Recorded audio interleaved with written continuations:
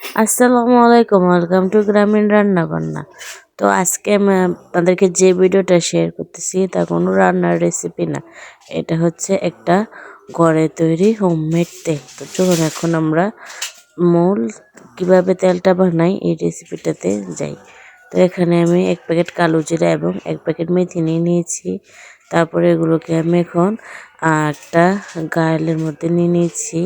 আর একটা দিয়ে আমি এটাকে ছেঁচে নিচ্ছি। ছেঁচে নেওয়ার পরে যে দেখে দিচ্ছি আমি এখানে 1/2 লিটার তেল নিয়ে নিয়েছি, নারকেল তেল।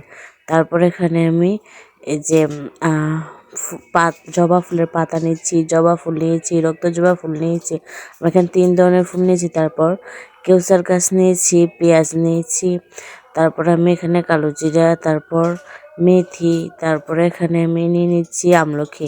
সবগুলোকে আমি একটু একটু করে থেতো করে নিয়েছি, শুধু ফুলগুলোকে আর জবা ফুলের পাতাগুলোকে থেতো করে নিই।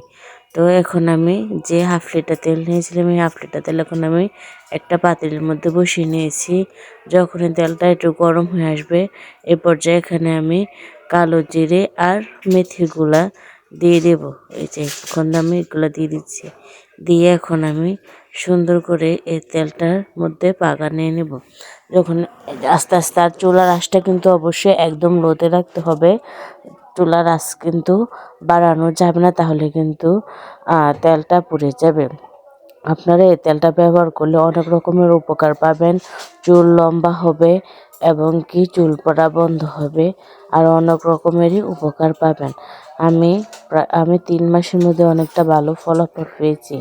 যখনই এই কালো জিরাটা একটু ভাজা ভাজা হয়ে যাবে এই পর্যায়ে এখানে আমি আমলকিগুলো দিয়ে দিব। দিয়ে আমি আবারও সুন্দর করে ভেজে নেব। এভাবে আস্তে আস্তে ভালো করে নেড়ে ছেড়ে ভেজে নিতে হবে। আর চুলার আঁচ কিন্তু বাড়ানো যাবে না। তারপর এখানে আমি কয়েকটা তেজপাতা দিয়ে দিচ্ছি। এই তেজপাতা কিন্তু অনেকটাই চুলের জন্য উপকারী। তারপরে এখানে আমি থেতো করে রাখা পেঁয়াজ কুচিগুলো দিয়ে দেব। আমি এই পেঁয়াজগুলো কুচি করে তারপর এই যে গালের মাধ্যমে আমি অনেকটাই থেতো করে নিয়েছি।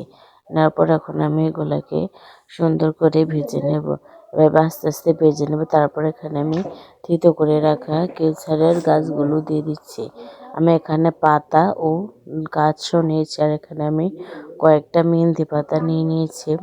এগুলোকে এখানে দিয়ে দেবো। এখন আমি এগুলোকে সুন্দর করে ভেজে নেব। এগুলো যখন অনেকটা ভাজা ভাজা হয়ে যাবে এখন আমি দিয়ে দেব মেহেন্দি পাতাগুলো দিয়ে দেব। তারপর এখানে আমি দিয়ে দেব জবা পাতাগুলি, জবা ফুলের পাতাগুলো দিয়ে দেওয়ার পর এখন আমি আস্তে আস্তে সুন্দর করে ভেজে নেব। আমি কিন্তু প্রত্যেকটা উপকরণ, পেঁয়াজটা আমি যা যা উপকরণ দিয়েছি 2 মিনিট ভেজে নেওয়ার পর ধাপে ধাপে আমি এক একটা উপকরণ দিচ্ছি। আপনারা কিন্তু এই উপকরণগুলো ফলো করে তারপরে কিন্তু তেলটা বানাবেন, না হলে কিন্তু তেলের গুণাগুণ অনেকটাই নষ্ট হয়ে যাবে।